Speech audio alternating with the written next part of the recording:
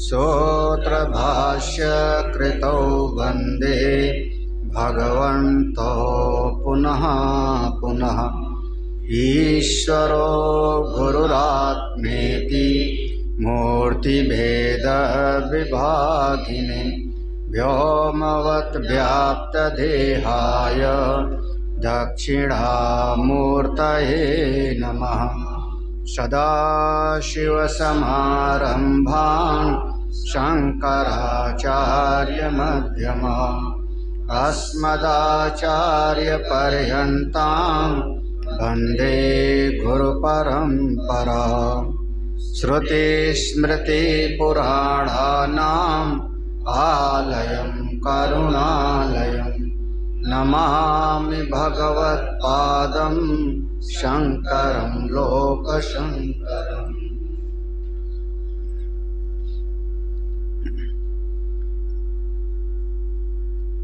अन्धं तमः प्रविशन्ति ये विद्यामुपासते ततो भूयैवते तमो यावु विद्याया गुम्रताः अन्यदेवाहुर्विद्यया अन्यदाहुरविद्यया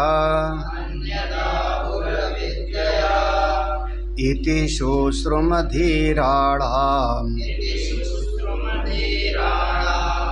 येनस्तद्विचक्षिरे।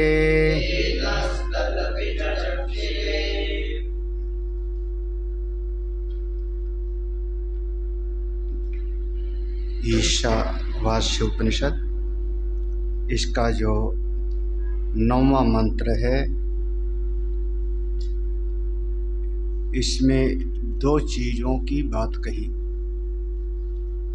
एक अविद्या और दूसरी विद्या। अविद्या का मतलब हुआ केवल कर्म और विद्या का मतलब हुआ देवता विषयक ज्ञान, उपासना, किसी भी अपने एक इष्ट देवता की उपासना। यहाँ विद्या का अर्थ यही है। दोनों का अलग अलग फल होता है। कर्म का फल अलग है और उपासना का फल अलग है। लेकिन अगर कोई केवल कर्म में लग जावे और उपासना को छोड़ करके, ब्रह्म ज्ञान की तो बात यहाँ पे नहीं है, आत्मज्ञान का प्रसंग पूरा हो चुका, केवल कर्म करता रहे तो अंधकार के लोक में प्रवेश करेगा। जैसे सरल भाषा में समझने का प्रयास करो। इस जगत में ऐसे भी लोग हैं जो कहते हैं बस मैं अपना ईमानदारी से कमाता हूँ, ईमानदारी से खाता हूँ, ईमानदारी से अपने बाल बच्चे का पालन करता हूँ, हमको क्या करना गंगा नहाने का, पूजा पाठ का। हमने कोई पाप ही नहीं किया तो गंगा क्यों नहाएं? हम ऐसे लोग अशास्त्रीय कर्म तो नहीं कर रहे हैं, शास्त्र में जो निषिद्ध है उसको तो नहीं करते, लेकिन वह ज्ञान की तो बात ही नहीं है, लेकिन भजन पूजन भी नहीं करते। तो ऐसे लोग जब खूब मेहनत करेंगे, परिश्रम करेंगे, तो उनको फल तो मिलेगा, ऐसा थोड़े कि फल नहीं मिलेगा। इस जगत में उनको बहुत सारा सफलता मिलेगी, क्योंकि मेहनत करेंगे और भगवान की ज़रूरत नहीं, किसी के आशीर्वाद की ज़रूरत नहीं, तो इनको खूब सारा जो है इस जगत में सफल होंगे, धन आदि मिलेगा। लेकिन यहाँ से जाने के बाद क्योंकि किसी देवता आदि की तो उपासना किया नहीं, भगवान की ज़रूरत नहीं थी, गुरु की ज़रूरत नहीं थी, बस हमने परिश्रम करके सफल हो गए, तो वो जहाँ पर जाएंगे वहाँ पर उनको इतना सुख नहीं मिलेगा, इतनी शांति नहीं मिलेगी। क्यों? क्योंकि वहाँ पर उनका कोई यहाँ पर जितना कमाया था उसमें से ज़्यादा का तो सुख यहीं भोग लिया, थोड़ा बहुत कुछ बचा होगा तो पितृलोक तक लेके जाएगा, लेकिन वहाँ भी जीव अंधकार में रहेगा। अंधम तमः प्रविशन्ति, अंधकार में माने वहाँ फिर अब उसको कुछ सुझाई नहीं पड़ेगा, क्योंकि जरा सी पूंजी थी, रोज रोज गिनेगा, आज इतना कम हो गया, आज इतना खर्चा कर डाला हमने। अब जैसे कोई आदमी ढेर सारा रुपया लेके होटल में चला जावे, बड़े 5 स्टार होटल में, तो रोज रोज उसका कम होगा तो गिनती करेगा, अब तो मेरा इतना कम हो गया, अब तो इतना कम हो गया। तो वहाँ पर एक तरीके से अंधकार का ही लोक हो गया, वहाँ बहुत सुख मिलने वाला नहीं। दूसरा ऐसा आदमी है जो कर्म तो नहीं करता था लेकिन केवल देवता की उपासना करता था, केवल देवता की उपासना करता। हमारे अमुक देवता हमारा काम बना देंगे, अमुक देवता हमारा काम बना देंगे, जब हमको ज़रूरत होगी तो उस देवता के पास जाएंगे, उस देवता के पास जाएंगे। ऐसा व्यक्ति जब ये शरीर छोड़ेगा, उसने इस जगत में कर्म नहीं किया, तो कर्म नहीं किया तो इस जगत में तो ज़्यादा संपत्ति आदि वैभव मिला नहीं, इस जगत में तो सफलता ज़्यादा मिली नहीं, और फिर जब जाएगा तो वह कोई न कोई जिस देवता की आराधना किया था उस देवता का लोक उसको मिल जाएगा और वहाँ जा कर के बैठ जाएगा। लेकिन उसके चित्त में जो यहाँ की कामनाएं थी, हमको अमुक वस्तु मिले, अमुक व्यवस्था मिले, अमुक प्रतिष्ठा मिले, इस जगत की जो कामनाएं थी वो वहाँ थोड़े पूरा होगी। मान लो अगर कोई व्यक्ति ऐसा है कि जिसने कुबेर की पूजा किया खूब, तो उसको खजाने का मालिक बना दिया जाएगा, जाओ कुबेर का लोक मिल गया, मरने के बाद कोषाध्यक्ष के साथ में रह गया। लेकिन वहाँ से खर्चा करने के लिए तुमको रोटी खाना तो रोटी पड़ेगा ना, सुख तो उसका मिलेगा। वहाँ आप खजांची का सुख पाते रहो, ढेर सारा रुपया, देवताओं का खजाना है, वो कुबेर उसके खजांची हैं, आप उनकी सेवा में लगे रहो और रोज रोज कहाँ से कितना आया कितना गया हिसाब किताब करते रहो, जैसे ट्रस्ट में कोषाध्यक्ष होते है ना। बैंक में कैशियर होता है, बैंक में कैशियर होता है, उसका अपना कुछ नहीं, सवेरे पूरा नोटों से भरा हुआ है, शाम तक खाली है, और अपना कितना जो तनख्वाह मिलेगी उतना दिन भर का, और उसमें भूल से अगर एक नोट भूल से चली गई, किसी को दे दिया, तो तनख्वाह का हिस्सा भी बराबर हो गया। ऐसा होता है, कईयों का देखा है। तो केवल देवता की उपासना करने वाला वो भी ठीक नहीं है, केवल कर्म में लगे रहना वो भी ठीक नहीं। इसीलिए इस मंत्र में लिखा अन्यत एव आहु विद्यया, अन्यत एव, मंत्र का अर्थ देखना, अन्यत एव आहु विद्या, उपासना का फल अलग है, विद्या का फल देवलोक, विद्या देवलोक का, उपासना का फल अलग है। अन्यत आहु अविद्या, और अविद्या माने कर्म, कर्म का फल बिल्कुल अलग है। इति सुश्रुम, इस प्रकार से हमने श्रवण किया है धीराणाम, महापुरुषों से, इस प्रकार से हमने महापुरुषों से सुना है। किससे? ये माने जिन आचार्यों ने, हमारी गुरु परंपरा से जिन्होंने हमारे कल्याण का उपाय बताया, उन लोगों ने नाह माने हम लोगों के लिए इसी चीज का व्याख्यान किया है। तद बीच चक्षिरे, इसी चीज का व्याख्यान किया है, इसी चीज को हमको बताया है। यहाँ पर ऐसा संधि विच्छेद कर लेना, ये नाह, वहाँ विसर्ग आ जाएगा आधा सा का, ये नाह तद बीच चक्षिरे। तो नाह माने हम लोगों को, किसको? आज हमारी गुरु परंपरा जैसी चल रही, तो हम लोगों के लिए उस तत्व का यही व्याख्यान किया है कि कर्म का मार्ग अलग और उपासना वाला बिल्कुल अलग, दोनों का फल अलग है। देखो भाष्य देखो, मंत्र का अर्थ समझ में आया? अन्यत, अन्यत एव, अन्यत धन एव, धन आहु, धन विद्या, तो अन्यत एव आहु विद्या, अन्यत आहु धन अविद्या, वहाँ पर जो रहा है उसका विसर्ग हो जाएगा, उधर आ लग जाएगा। तो अन्यत आहु अविद्या, तो अविद्या से अलग फल मिलता है, विद्या से अलग फल मिलता है। ऐसा हमने गुरु परंपरा से श्रवण किया है, जिन आचार्यों ने हमको इस तत्व को व्याख्यान करके अलग अलग करके समझाया है। भाष्य अन्यत एव इत्यादि, ये जो मंत्र में पहला शब्द है अन्यत एव इत्यादि, ये जो मंत्र में पहला है, आदि माने पहला है सब। यहाँ इसका अर्थ देखो, अन्यत पृथक एव विद्यया क्रियते फलम इति आहो वदन्ति। अन्यत माने अलग ही, अलग ही, पृथक एव बिल्कुल पृथक अलग ही, विद्या उपासना का फल प्राप्त होता है। आहु माने वदंती, ऐसा महापुरुष लोगों कहते हैं। क्या कहते हैं, क्या फल मिलता है? विद्या देवलोक।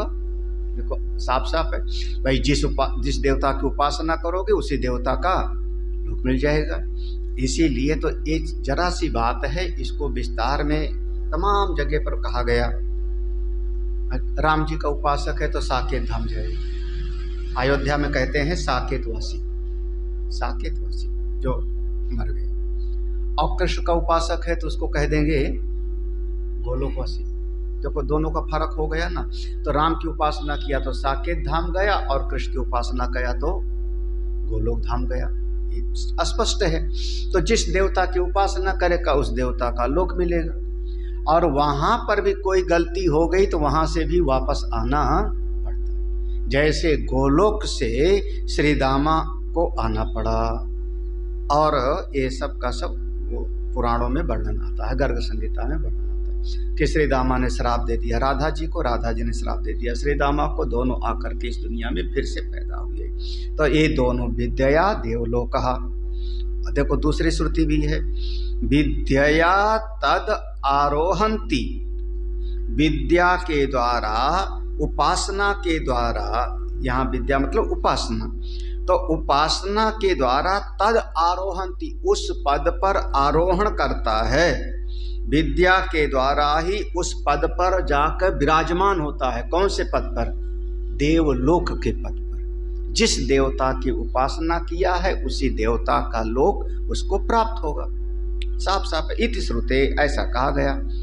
अच्छा दूसरी बात है, अन्यत आहु अविद्या कर्मणा क्रियते कर्मणा पितृलोकः इति श्रुते है। तो अन्यत आहु अविद्या, अविद्या के द्वारा, अविद्या माने कर्मणा क्रियते, जो केवल कर्म के द्वारा ही लगे रहते हैं उनको पितृलोक आदि की प्राप्ति होगी और फिर यहाँ पर वापस आ जाएंगे। इति एवं सुश्रुम श्रुतवंतो वयम धीराणाम धीमताम वचनम। इति एवं इस प्रकार से सुश्रुम श्रुतवंता हमने श्रवण किया है। इति इतना, एवं इस प्रकार से, इसी प्रकार से श्रुतवंता हमने श्रवण किया है। किससे श्रवण किया है? वयम हम लोगों ने। किससे सुना है? धीराणाम, धीराणाम धीमताम वचनम, जो बहुत बुद्धिमान थे। कम से कम इतना भरोसा होवे, इतना भरोसा होवे कि हमारे गुरु जी की बुद्धि हमसे तो थोड़ी ही ज्यादा है। धीमताम, हाँ, अगर किसी को मन में ऐसी बात आ जावे कि गुरुदेव को, गुरु जी को समझ में नहीं आती बात, समझना उसी दिन गड़बड़ हो गया, उसी दिन। हाँ हाँ, वो बुद्धि से, अपनी बुद्धि से उसने अपनी बुद्धि को श्रेष्ठ समझ लिया, अपनी विचारधारा को श्रेष्ठ समझ लिया। जब श्रेष्ठ समझ लिया तो मतलब वो गुरु का अतिक्रमण कर गया। जैसे आप कहीं पर नाली हो तो आप लांग करके चले जाते हो, तो उसने गुरु की बुद्धि का अतिक्रमण कर दिया। जब गुरु की बुद्धि का अतिक्रमण कर दिया तो फिर अब उसको उन गुरु जी से ज्ञान की प्राप्ति नहीं होगी। तो वो कितना विचार, जब एक, हाँ, अपने भीतर जिज्ञासा हो और पूछे, कोई भी जिज्ञासा हो या कोई बात समझ में नहीं आई तब पूछे कि हाँ ये बात हमको समझ में नहीं आई, हम समझना चाहते। जैसे अर्जुन बार बार प्रश्न करता है, अर्जुन बार बार प्रश्न करता है कि हम कर्म करें कि रणभूमि छोड़ करके चले जाएं, हमको क्या करना है, पूछता है। लेकिन ये कभी नहीं कहता कि आप हमारी बात समझे नहीं।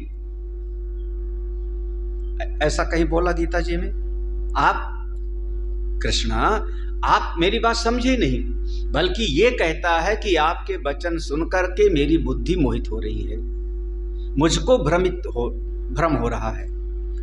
तदेकम वद निश्चित्य येन श्रेयो अहम। आपने तो आपने दो बातें कही, तो उसमें से एक तय करके बता दीजिए जिससे उसका मैं पालन करूं। लेकिन ये बात कभी नहीं कहता कि आप मेरी बात समझे ही नहीं। और जब हम कहते मेरी बात नहीं समझे, इसका मतलब मैं अपने विचारधारा को सही समझ रहा हूं, और गुरु जी नहीं समझे, यानी गुरु जी एक आना हमसे कम समझदार हो गए। बस इसी पॉइंट पर, इसी विषय पर शिष्य जा करके लुढ़क जाता है। ये समझ लो जैसे सांप सीढ़ी वाला खेल होता है, खेल है कभी कि नहीं? हाँ, सीढ़ी मिलती है, जैसे घर आ गया सीढ़ी मिलती है तो ऊपर उठ जाता है। हाँ, और कहीं पर सांप खाया, सांप वाला घर आया, फिर से वहीं नीचे आ जाता है। तो ये सांप सीढ़ी वाला खेल चलता रहता है, इसी में समय लगता है। और क्या, लक्ष्मण जी ने जब भगवान राम से पूछा तो क्या कहा? हाँ, क्या कहा वहां पे?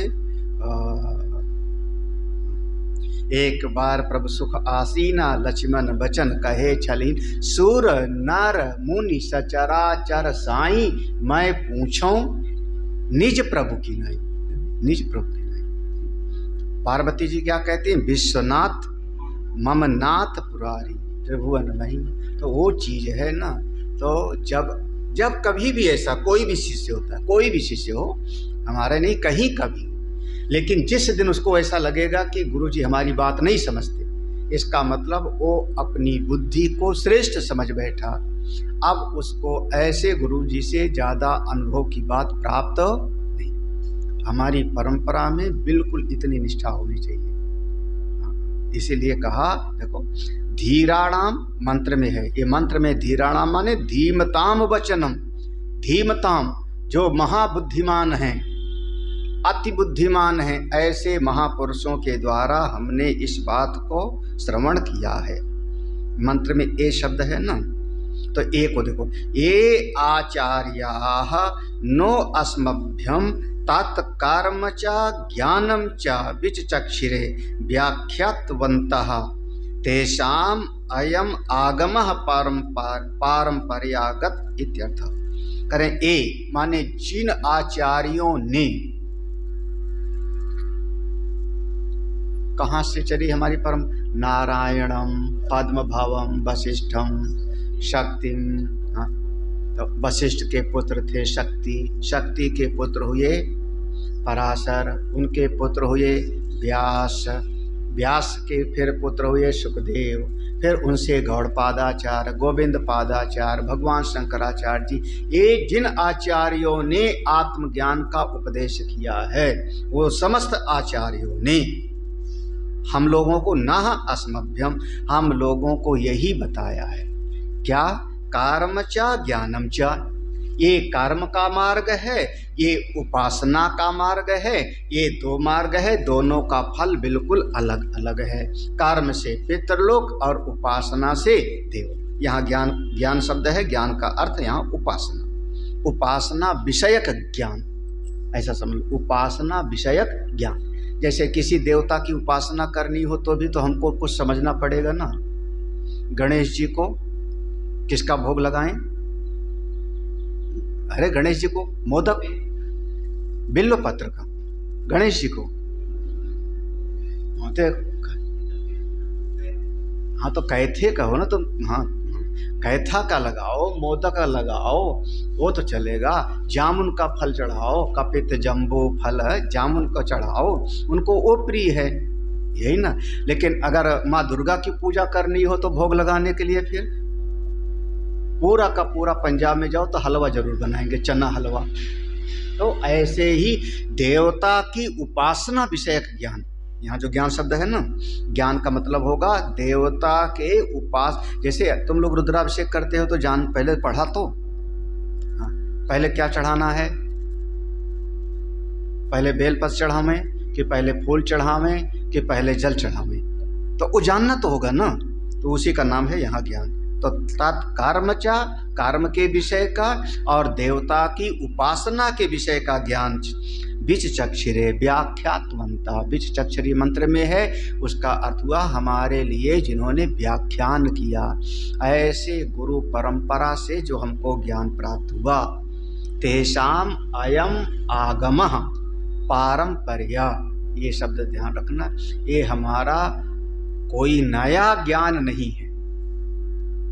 जैसे कोई कहता है बिल्कुल हमने नया अनुभव किया है, पक्का झूठ है, पक्का झूठ है। क्योंकि नया क्या है? अरे अगर हमने कमल का फूल भी सीखा, कमल शब्द भी सीखा, तो किसी न किसी परंपरा से सीखा है। किसी ने बताया है किस तरह का फूल है तो कमल का फूल है। हमने अगर गाय और भैंस को देखा तो नया थोड़े है। हमको दादाजी ने गोद में लेके बताया होगा कि ये भैंस है और ये गाय, ये तभी तो ना, तो हमको किसी न किसी से ज्ञान प्राप्त हुआ है। तो ऐसे आत्मज्ञान भी हमको परंपरा से प्राप्त होता है। ये जितने स्वयंभू भगवान होते हैं उनसे हमको बचना चाहिए। हम लोगों के यहाँ पर भारत में बहुत सारे स्वयंभू भगवान हो जाते। हमारा अनुभव है, हमारा अनुभव है, हमारी बात को सुनो, हमने अनुभव किया है। अरे आपने अनुभव किया है, लेकिन गुरु परंपरा से पाया है कि ज्ञान के नहीं पाया है? आपका अनुभव तो ये भी होता है कि आकाश नीला है, सही है क्या? आपका अनुभव तो ये भी रोज होता है कि सूरज देवता पूरब से निकले हैं, क्या परम सत्य है क्या? हाँ? आपका अनुभव प्रमाण नहीं होता, आपका अनुभव झूठा भी हो सकता है। लेकिन कई ऐसे महात्मा लोग स्वयंभू निकल जाते हैं, वो कहते हैं गुरु की जरूरत नहीं है, जो मैं कहता हूँ वही मान लो, मैंने अनुभव किया, मैंने देखा है, मैं ब्रह्म हूँ। ऐसे ऐसे सुना है कभी महात्माओं का ना? हाँ, अरे एक नहीं दर्जनों, दर्जन। तो इसलिए जो है ऐसे से नहीं, हम पारंपरियागत, हम अपनी परंपरा से इस ज्ञान को प्राप्त किए हैं। अगला जो मंत्र है ये दोनों का समुच्चय कर रहा है। विद्यां च विद्यां च यस्तद्वेदो भयं सः अविद्यया मृत्युं तीर्त्वा विद्ययामृतमश्नुते।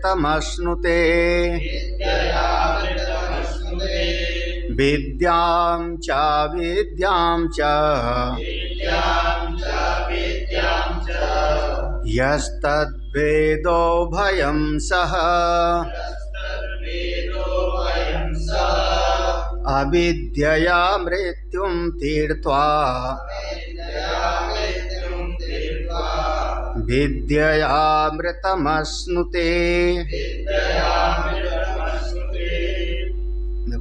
विद्यां च अविद्यां च, विद्याम माने उपासना, अविद्याम माने कर्म, यह माने जो कोई भी, तद वेद, ये दोनों को ठीक ठीक समझता है और जीवन में अनुष्ठान करता है।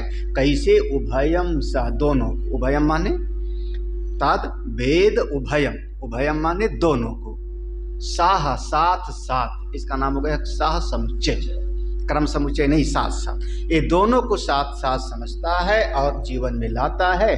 तो होगा क्या? अविद्यया मृत्युम तीर्त्वा, जो अविद्या है कर्म, उस कर्म से वो मृत्यु को पार कर जाएगा। मृत्यु माने ये जहां पर मरते ही सब है। मृत्यु माने यहाँ मृत्यु का अर्थ होगा इस मर्त्यलोक में जो बार बार मृत्यु का झंझट है। कोई चीज जो है मिलती है बिछुड़ती है, संयोग वियोग, उत्पत्ति और नाश, यही ना। तो इससे पार करके, नाम रूप को पार करके और विद्या उपासना से अमृतम अश्नुते, उस अमृतत्व को प्राप्त कर लेगा। अमृत माने हिरण्यगर्भ के पद को प्राप्त कर लेगा। अगर दोनों को साथ में करेगा तो कर्म से इस लोक से आनंद में रहते हुए गया और उसका जीवात्मा अब किसी छोटे मोटे लोक में नहीं जाएगा, किसी छोटे मोटे देवता के पास नहीं जाएगा। कहाँ? सीधे अमृतम माने हिरण गर्भ के पद को प्राप्त कर लेगा, वहां पर पहुंच जाएगा, हाँ, ब्रह्मलोक की प्राप्ति कर लेगा। अब ऐसे हमारे मान लो दिल्ली में मंत्री भी तो बहुत तरह के होते हैं, मंत्री भी तो कई तरह के होते हैं, ऐसे थोड़े है कि सब एक ही जैसे होते हैं। भाई प्रधानमंत्री है, फिर उसके नीचे उनकी कैबिनेट वाले होते हैं, उसमें भी खास खास विभाग होता है। सबसे ज़्यादा महत्व का 3-4 विभाग होता है, रक्षा मंत्रालय, गृह मंत्रालय, विदेश मंत्रालय, है ना, वित्त मंत्रालय, ये सब खास खास होते हैं कैबिनेट में। फिर उसके बाद राज्य मंत्री होते हैं। देखो राज्य मंत्री का और नीचे का दर्जा हो गया, तो मंत्री तो बने लेकिन छोटा छोटा बनते गए, छोटा छोटा बनते गए। तो और सीधे अगर कोई बहुत मेहनत करने वाला हो, बड़ी उसकी प्रतिष्ठा हो, तो सीधे जाके कैबिनेट में पहुंच सकता है। तो ऐसे ही यहाँ पर है कि अविद्या मृत्युम तीर्थ, अविद्या से ये जो बार बार बदलने वाली सृष्टि है, इसको पार करके ऊपर नीचे जाने वाली चीज है, इसको पार करके और विद्या से, उपासना से उस हिरण गर्भ को पद को प्राप्त कर लेगा। हाँ, भाष्य देख लो, मंत्र का अर्थ समझ में आया कि नहीं? सरल है, कठिन नहीं है। यतः एवं अतो विद्याम च अविद्याम च देवता ज्ञानम कर्म च इत्यर्थः। यतः क्योंकि, एवं इस प्रकार से है, किस प्रकार से है? पूर्व का मंत्र, पूर्व के मंत्र में कहा था ना कि कर्म का फल अलग और उपासना का फल अलग, क्योंकि ऐसा है। ये दो शब्द यथा एवं, ये दोनों शब्द पूर्व के मंत्र के साथ जुड़ रहा है। क्योंकि ऐसा है, कैसा है? अगर केवल कर्म को करेगा तो अंधकार में जाएगा, केवल उपासना करेगा तो उससे भी गहरे अंधकार में जाएगा। कर्म का फल अलग है और उपासना का फल अलग है। तो क्योंकि ऐसा है इसलिए, अतः, इसलिए, फिर आया अतः, अतः माने इसलिए, विद्याम च अविद्याम च, तो विद्याम माने उपासना, विद्याम को ले आओ देवता ज्ञानम के साथ में, नीचे है ना विद्याम च अविद्याम च, तो विद्याम को देवता ज्ञान के साथ जोड़ दो, देवता ज्ञान, और अविद्या को जोड़ दो कर्म के साथ। तो विद्याम च अविद्याम च माने देवता विषयक ज्ञान उपासना, और अविद्या माने कर्म, इन दोनों को साथ साथ जो जानता है। कैसे? याह तद एतद उभयम सह एकेन पुरुषेण अनुष्ठेयम वेद तस्य एवं समुच्चय कारिण एव एक पुरुषार्थ संबंध क्रमेण स्याद इति उच्यते। यह तद एतद, ये जो दो बताया गया है, तद उभयम एतद उभयम, ये जो दोनों बताया गए, ये दोनों को सह एकेन, साथ साथ, मंत्र में सह शब्द है ना, मंत्र में सह शब्द है, तो सह मतलब एकेन पुरुषेण, एक ही आदमी। भाई ये थोड़े है कि पानी ओ भर के ले आवे और भैंस को चारा ओ दे देवे, अलग अलग नहीं है, अलग अलग। जैसे हमने कहा कि भैंस को पानी पिला दो, चारा दे दो, दो बच्चे हैं तो शायद दोनों को अलग अलग भी हो सकता है, या हम ऐसा भी कह सकते हैं एक ही आदमी को पहले जो है उसको पानी पिला दो फिर चारा डाल दो। तो यहाँ पर एक ही व्यक्ति के लिए है, अलग अलग का बात ना समझ में आ जावे कि नहीं नहीं वो कर्म करे और वो उपासना करे, एक ही व्यक्ति, साह एकेन पुरुषेण।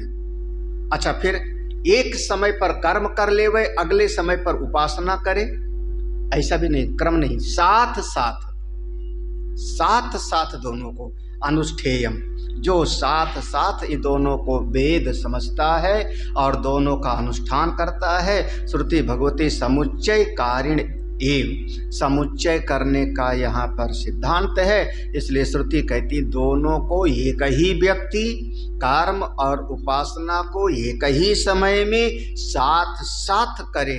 जब साथ साथ करेगा तब उसको परम पुरुषार्थ की प्राप्ति होगी, अलग अलग नहीं, पुरुषार्थ एक ही होगा। देखो, एक पुरुषार्थ संबंध, एक पुरुषार्थ संबंध माने यहाँ पर थोड़ा ध्यान रखना, एक पुरुषार्थ संबंध, पुरुषार्थ एक ही है, काम तो बता दिया, दोनों साथ साथ करेगा, फल उसका एक पुरुषार्थ संबंध, एक ही पुरुषार्थ मिलेगा। नहीं समझ आ रहा है ना? अरे जैसे भोजन बनना है, एक ही व्यक्ति ने 2 गैस का चूल्हा जलाया, एक पर उसने दाल रख दिया और एक पर चावल रख दिया, साथ साथ कर रहा है। हाँ, गैस पर भोजन भी पक रहा है और उसी के साथ में वो सलाद भी काट रहा है, हो रहा है ना, काम हो रहा है अलग अलग, लेकिन दोनों का जो पुरुषार्थ है क्या है? एक भोजन करना है, भूख लगी है तो क्षुधा की निवृत्ति, तो एक ही पुरुषार्थ के लिए हो गया ना। गैस पर वो भोजन पकाना भी और सलाद काटना भी, दोनों एक साथ कर रहा है, लेकिन दोनों से पुरुषार्थ की सिद्धि कौन सी हुई? एक की। ठीक है ना, समझा? तो उसी बात को इसी कह रहे हैं, एक पुरुषार्थ संबंध क्रमेण स्याद इति उच्यते। यहाँ पर एक ही साथ में एक पुरुषार्थ माने सीधा समझो यहाँ पर कि अब जैसे कोई आदमी थोड़ा पढ़ता भी है, एक विद्यार्थी है, पढ़ता भी है, और थोड़ा सा हनुमान जी को भी पढ़ लेता है, हनुमान चालीसा भी पढ़ लेता है, मना लेता है। दोनों देखो, दोनों बातें हैं ना।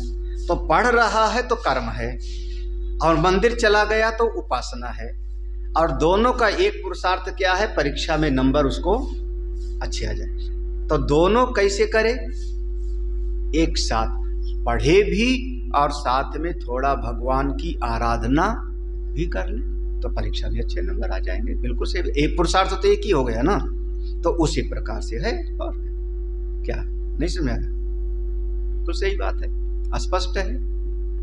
एक पुरुषार्थ माने वो परीक्षा में पास होना चाहता है, काम तो इतना ही है, उसके लिए उसने पढ़ाई भी की है। और केवल हनुमान जी को लड्डू चढ़ावे पढ़े ना तो हाँ, अच्छा नहीं पास होगा, वाह वाह, ये तो कह दिया, वाह वाह, तो बड़ी जल्दी बोल दिया। अच्छा, हनुमान जी को मनावे ना और केवल पढ़ाई करता रहे तो हाँ, हो सकता है जिस दिन पेपर हुए उस दिन बुखार आ गया, तो ऐसी घटनाएं होती हैं। हाँ, हो सकता है कहीं पेपर है तुम्हारा कहीं दूसरी जगह पर और ट्रेन तुम्हारी लेट हो गई, ट्रेन छूट गई, तो ईश्वर की कृपा भी चाहिए महाराज, नहीं तो। और हो सकता है आप पेपर दे के आए और 2 घंटे बाद पता लगा कि पेपर आउट हो गया था, पूरा का पूरा पेपर ही कैंसिल हो गया। अभी भी बिहार में हुआ था, अभी 1 महीना पहले बिहार में हुआ था। तो क्या हो गया? अब पास होके दिखाओ, अब पास होके दिखाओ। आपने कहा ना परिश्रम से मैंने 4-5 बार बता दिया। अरे भाई, हमारा जिस दिन पेपर था उस दिन अस्पताल जाना पड़ गया, हो सकता है मेरे परिवार में कोई तकलीफ हो गई, हमको तकलीफ हो गई, तो हमको उसकी भी कृपा। अब दोनों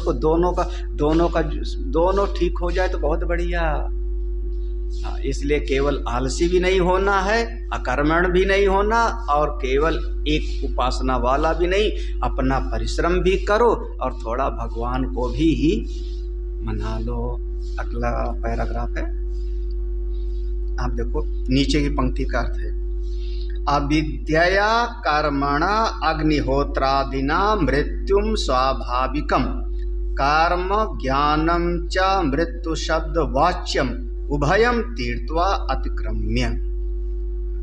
अविद्या मंत्र में है ना, अविद्या मृत्युम तीर्थवा। तो अविद्या का अर्थ है कर्मणा अग्निहोत्रादिना, जो श्रुति स्मृति द्वारा प्रतिपादित कर्म है उनको जो आदमी करता रहता है अपना, जैसा हमको गुरु जी ने आज्ञा दिया, वेद ने बताया, उस कर्म को निरंतर करता रहता है। अग्निहोत्र लगभग समझना गृहस्थ के लिए आता है। हाँ, ब्रह्मचारी के लिए संध्या वंदन, गायत्री जाप, 4 आश्रम हो गए ना, ब्रह्मचर्य, गृहस्थ, वानप्रस्थ, संन्यास।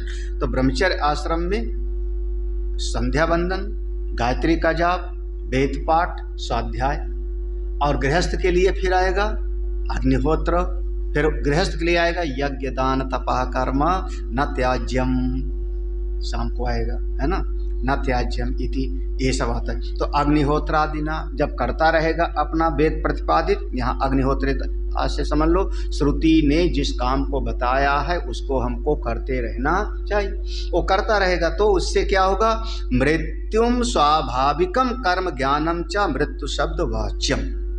यहाँ जो इस मंत्र में मृत्यु शब्द है ना, मृत्यु शब्द का अर्थ है स्वाभाविकम कर्म ज्ञानम च।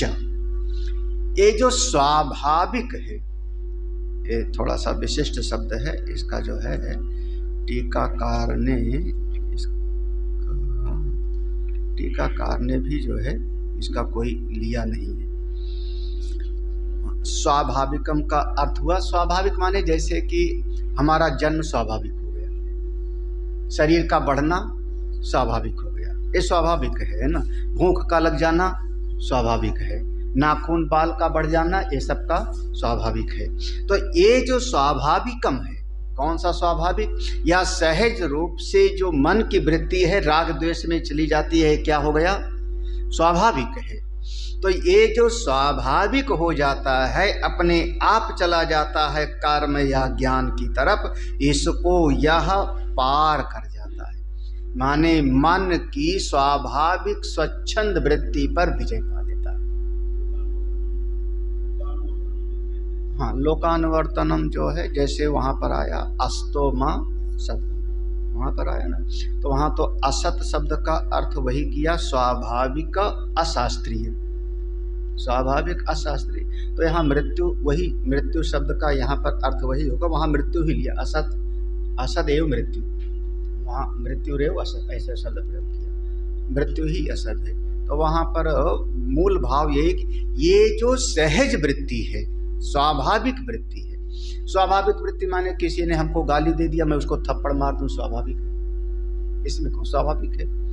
लेकिन अपने इस स्वाभाविक चीज पर आप कंट्रोल कर सकते हो, विजय पालोगे। ठीक है, सामने वाले का मन खराब था, उसने गाली दिया, मैं थप्पड़ नहीं मारूंगा। क्या किया आपने, जो स्वाभाविक है उस पर आपने विजय पा लिया। कई बार है भूख लगना स्वाभाविक है, लेकिन आपने कहा नहीं आज एकादशी है, आज मैं बिल्कुल नहीं खाऊंगा, तो क्या किया आपने, स्वाभाविक चीज पर आपने अविद्या मृत्युम तीर्थम। तो अविद्या माने स्वाभाविकम, देखो कर्म के द्वारा जब अग्निहोत्र आदि करते रहोगे तो जो स्वाभाविक कर्म है, स्वाभाविक कर्म और ज्ञान है, उसी को यहाँ पर मृत्यु शब्द वाच्य, मृत्यु शब्द से उसी को कहा गया है सहज। अरे जैसे दुनिया जीती वैसे आदमी जी रहा है, और क्या कहते हैं ना, खाओ पियो मौज करो, किसने देखा है मरने के बाद। उस स्वाभाविक चीज को पार करके, तीर्थवा अतिक्रम पार करके, विद्या देवता ज्ञानेन अमृतम देवता आत्मभावम अश्नुते प्राप्नोति। अतिक्रम में ये स्वाभाविक जीवन को, जो संसारियों का जीवन है, जैसे दुनिया जीती है, ये संसारियों के जीवन को पार करके आगे बढ़ जाओगे आप। और आगे बढ़ के कहाँ पहुँचोगे, देवता ज्ञाने, उपासना के द्वारा, देवता विषयक ज्ञान के द्वारा अमृतम, उस देवता के आत्मभाव को प्राप्त कर लोगे। देवता आत्मभावम अश्नुते, देवता के आत्मभाव को प्राप्त कर लोगे। तो अविद्या मृत्युम तीर्थवा विद्या मृत्यु अश्नुते, अविद्या के द्वारा सहज स्वाभाविक जैसी दुनिया जी रही है उसको पार करके आप आगे बढ़ जाओगे। अब सरल भाव में देखो तो कई बार आपको ऐसे ऐसे वक्ता मिलेंगे भागवत कथा के, वृंदावन वगैरह में, जो बहुत साधारण जीवन से शुरू किए, बहुत साधारण जीवन से। अब कोई प्राइमरी स्कूल में टीचर था, कोई साधारण सा कोई दुकान खोले था, साधारण सा जीवन, लेकिन कर्म भी करते रहे अपना और साथ में भगवान की कथा भी शुरू कर दिए। देखो दोनों बातें, कर्म नहीं छोड़ा, कर्म भी करते रहे और भगवान की कथा, चलो राम कथा है, भागवत की कथा है। तो अब देखो दोनों सो गया ना। जब भागवत कथा करेंगे तब क्या उसमें 3 घंटे तक हमको कर्म नहीं करना पड़ता क्या? अगर भागवत की कथा, हमने शिव पुराण की कथा 3 घंटे सुनाई तो 3 घंटा बैठ के जो बोल रहे हैं वो भी तो कर्म है। लेकिन भगवान का विषय ले लिया हमने, तो अब एक अध्यापक है विद्यालय का, वो भी खड़ा होकर के 2 घंटा पढ़ाता है। एक भगवान का भक्त है, वो भी 2 घंटा भगवान का विषय में उपदेश देता है, भागवत सुनाता है। लेकिन दोनों का सामाजिक स्तर देखो कितना बदल जाता है। वो टीचर जिंदगी भर टीचर ही रहता है, मरे मरे से 2-3 कमरों को घर बनवा ले हुए तो गनीमत है। तो ऐसे बहुत सारे संत लोगों का अब वो कर्म भी कर रहे हैं। एक बात नहीं कि अब यहाँ से अमुक जगह पे वहाँ का कथा है तो वहाँ जाना है, वहाँ पर सत्संग हो रहा है तो वहाँ जाना है, तो कर्म हो गया, कर्म भी कर रहे हैं और भगवान की साधना भी कर रहे हैं। तो फिर ये सारी प्रकृति, सारी सृष्टि उनकी सेवा करने लगती है। तो अविद्या मृत्युम विद्या, विद्या माने उपासना से, फिर वो अमृतत्व माने उस देवता का लोक, वैसा पद, वैसी श्रेष्ठता, वो सब उनको प्राप्त हो जाता है। हिरण्यगर्भ तक। यहाँ अमृत का शब्द का अर्थ वो नहीं जो ज्ञान वाला अमृत वाला है, उसकी बात नहीं है यहाँ पर। इसलिए कह रहे हैं तद ही, अगली जो अगला वाक्य है इसको, तद ही अमृतम उच्यते यत देवता आत्मगमनम। यहाँ पर तद ही, उसी को यहाँ पर अमृत कहा है। तद ही अमृतम उच्यते, यहाँ अमृत उसी को कहा गया है जो देवता के लोक को पहुंचा देता है उपासक को। तो जो कर्म और उपासना दोनों को अपने जीवन में लाएगा, यहाँ भी सुखी और यहाँ से जाने के बाद भी सुखी। बस एक बात है, सीधा सीधा। अब केवल उपासना करेगा तो यहाँ पर दुखी, यहाँ से जाने के बाद सुखी। अब सरल भाषा में ऐसे कह लो, कर्म करेगा तो यहाँ सुखी, क्योंकि यहाँ उसको बहुत सारा सुविधाएं मिल जाएगी, लेकिन यहाँ से जाने के बाद घोर तो, क्योंकि आगे के लिए तो कुछ किया ही नहीं, कर्म में पड़ा। केवल उपासना कर रहा था तो यहाँ तो उसने कुछ सुख भोगा ही नहीं, पूरा का पूरा उपासना में लगा था तो यहाँ तो कुछ भोगा नहीं, वह यहाँ से जाने के बाद उसको सुख मिलेगा। लेकिन अगर दोनों को साथ में जोड़ लें, कर्म उपासना को, तो यहाँ भी यह लोक भी और परलोक भी दोनों सुखी। कितनी बढ़िया बात। कितने सारे लोग, एक दो नहीं, वृंदावन, अयोध्या, हरिद्वार, ऋषिकेश भरा पड़ा। उन्होंने कर्म किया, कर्म करने से उन्होंने जो है बहुत सारा जो है भगवान की कृपा से उनको पैसे वगैरह हो गए। और एक फ्लैट यहीं पर ले लिया, कहीं पर एक फ्लैट खरीद लिया, या कहीं पर कोई ना कोई किसी आश्रम में आ गए, पैसा रखा है उनका बैंक में, उससे अपना ब्याज आता रहता है, पेंशन आती रहती है, गंगा नहाते हैं, राधे कृष्ण भगवान बांके बिहारी का दर्शन करते हैं, अपना सत्संग सुनते हैं, कितना आनंद है उनका। अब उनके जीवन के अगर कभी तुलना करें, वो भी जो शहर में घर में बैठे हैं रिटायर होने के बाद, वो भी पैसा उनके पास भी है, लेकिन सवेरे शाम बहू बेटों से लड़ाई करते रहते हैं। ज्यादा हुआ तो सवेरे कुत्ता घुमा लाऊं पार्क में, बस इतने है ना, पार्क में कुत्ता घुमा लाए, बहू कहती पापा दूध लेते आना, सब्जी ले आओ, दूध ले आए, सब्जी ले आए, बस वही में घर गृहस्थी में फंसे पड़े हुए हैं। कभी ये बच्चा बीमार हो गया, अस्पताल लेके दौड़ रहे, और कई बार ये बुढ़े लोग पोता पोतियों को स्कूल छोड़ने जा रहे हैं, स्कूटर उठा के स्कूल के सामने जाके खड़े रहते हैं, बच्चे को लेके आना है, क्योंकि बेटा बहू दोनों नौकरी करने वाले हैं, तो गृहस्थी में पड़ा हुआ है बेचारा। उसकी बजाय जो वहाँ से उस अपनी जिम्मेदारी को बढ़िया तरीके से पूरा कर दिया। हमारे बच्चे थे, शादी विवाह हो गई, जिम्मेदारी पूरी, और वहाँ से एक तरफ किनारे होकर के साधना में भी आ गए। उनका जीवन तो हम कहते हैं दोनों हाथ लड्डू, सोने में सुहागा, क्या बात है। वो भी और अपना परलोक भी बना ले, तो ये ईश्वर की कृपा से ऐसे होता है। अब अगली जो ऋचा है उसकी संगति लेते हैं। अधुना व्याकृत अव्याकृत उपासनयो समुच्चिशीषया प्रत्येकम निंदा उच्यते। अधुना आगे, इसके आगे व्याकृत और अव्याकृत उपासना भी 2 प्रकार की हो सकती है। लोग अभी तक था कि कर्म और उपासना है ना, तो अब मन में आया उपासना हम कैसे करें, तो कहते हैं उपासना भी 2 प्रकार की हो सकती है, व्यक्त की और अव्यक्त की। तो वो दोनों की उपासना का समुच्चय करने की इच्छा से उपासनयो समुच्चिशीषया उपासना का समुच्चय करने की इच्छा से अलग अलग उपासना की आगे निंदा कर रहे हैं। अर्थवाद है आगे निंदा, इसलिए यहाँ पर निंदा माने क्योंकि समुच्चय की प्रशंसा करनी है, समुच्चय की महिमा को गाना है, इसलिए निंदा में प्रयोजन नहीं है, क्योंकि उसका फल अलग है और उसका फल अलग है। तो यहाँ पर लक्ष्य है कि दोनों को एक साथ उपासना मिलावें, व्यक्त की उपासना और अव्यक्त। तो व्यक्त को यहाँ पर कहेंगे संभूति और अव्यक्त को कहेंगे असंभूति। हम लोग कल पढ़ेंगे, आज नहीं कि पढ़ लें एक मंत्र और।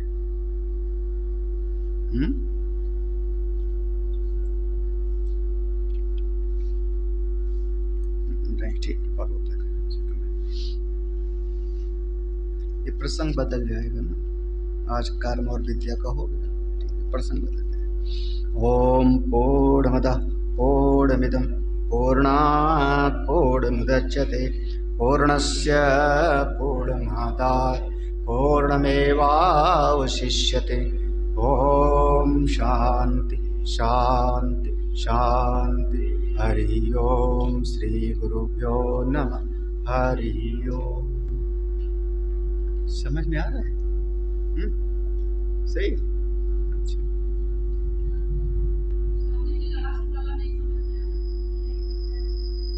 किसका? हिरण्यगर्भ सबसे बड़ा देवता समझ लो। जैसे छोटा मोटा देवता होते हैं,